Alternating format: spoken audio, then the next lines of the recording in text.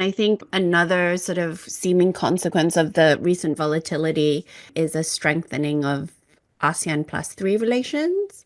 For those who don't know, ASEAN is an organization of 10 countries from Southeast Asia, and the plus three refers to China, South Korea, and Japan.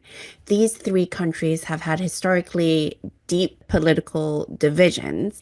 On May 4th, however, a joint statement was released at the 28th ASEAN+3 finance ministers and central bank governors meeting. Can you give us your assessment on the significance of this statement?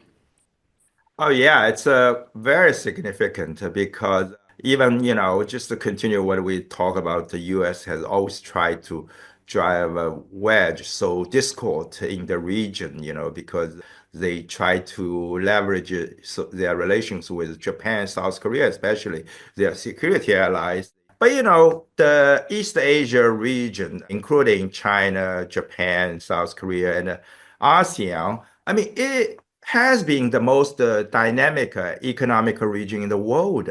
We had peace for decades, no war. I mean, Europe has war, now going on. But East Asians believe they have the wisdom to manage those sort of disputes. I mean, there are disputes, historical. I mean, it's not going to go away. It's like, so in Europe, I mean, Germany and France have disputes. I mean, historical. I mean, so it's not anything new for nations, I mean, country to have disputes. Canada, I mean, US have disputes, Mexico.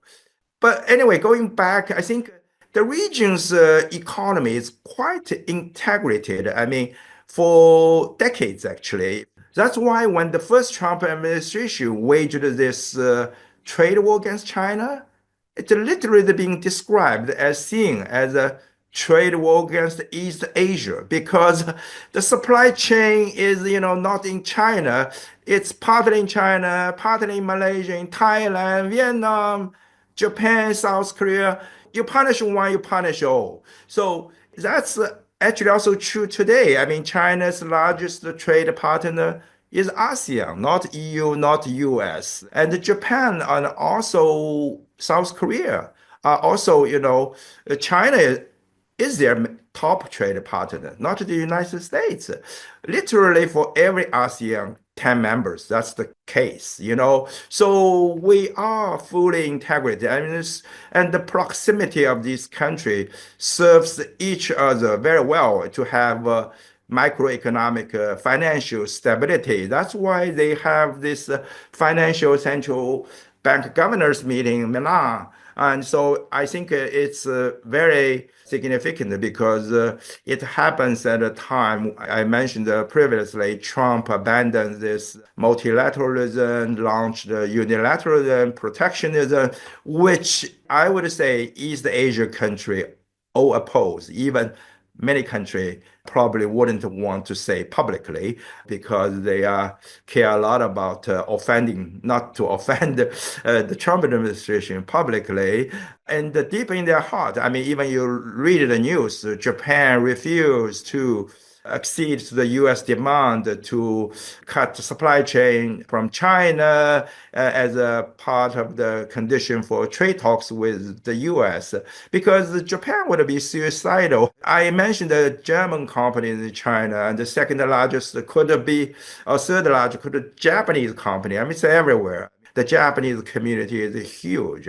China meant so much. I mean, why? I mean, I always argue, I mean, we are so close. From my city, Shanghai, to Japan, the flight hour is only 1 hour. So, and so if you have a supply chain, you have, so it makes a lot of sense. It makes a lot of sense for any country to have a very good neighborly relationship. That's the way I think China tries to do. That's what ASEAN+3, you mentioned, that despite the differences, because they always talk about, I hate to hear this Western sort of a rhetoric like we have to trade based on shared values or, come on. I mean, RCEP, which is a trade agreement mostly between ASEAN, China, Japan, South Korea, Australia, New Zealand. We have different political system. And just remember, China and Vietnam are both the leading party of the Communist Party. So we're different, but we can still do trade and cooperate economically and in many areas. So we don't have to kill each other simply because we have differences. So I think that's sort of the East Asia wisdom, actually very much the ASEAN wisdom, I would say. They look at the way how they manage the disputes, whether you're talking about South China Sea or their own disputes, they try to solve things diplomatically through dialogue, consensus, instead of military action. So I think this ASEAN plus three progress is quite significant in today's world because it shows that the world's most powerful trading blocks or economies. If you look at China, Japan, ASEAN, and if you look at ASEAN, I mean, it would make it the fifth largest economy in the world. I mean, the 10 countries combined. Japan, obviously, the fourth largest.